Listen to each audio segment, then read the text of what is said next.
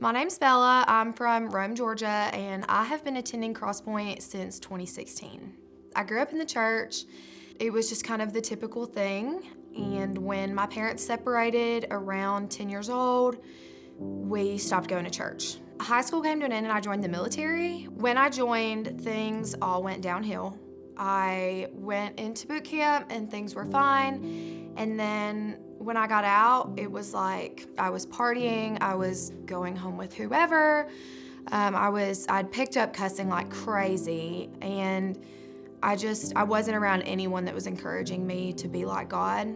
I was dealing with depression really bad. Got to the point where it was suicidal thoughts 24/7. But it was to the point where I was sleeping, crying, and just thinking of all the ways I could end my life like 24/7. In 2022, I filled out a form saying that I wanted to join the young adults group. Darian would call me. She called me probably 4 or 5 times with different times, different schedules, different groups, and they never worked. Finally, she reached out and she said, "Hey, there's a Friendsgiving in Rome. Why don't you try it?" I was like, you know what, I'm gonna do it. And I went, and that night has changed my life forever. It was like within months, my mental health it did a 180. I felt the presence of Jesus in my life again, and within, I think, weeks, I was like, I'm ready to take Next Steps class. You know, I wanted to jump in. I wanted to be a part of the Great Commission in that way.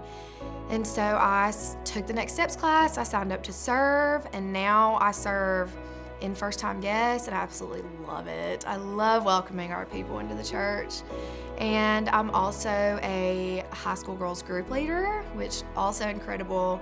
I love getting to pour into these girls like people poured into me. That's what I tell people. I'm like, if it wasn't for me joining that small group, I wouldn't be alive today. And that's the biggest part of my testimony is group. That joining that community, it made me realize like, oh, he does still love me. You know, I am still able to come back to him. At the end, when I said, no, I'm ready to come back, he was like, okay, you know, I've got unending grace for you.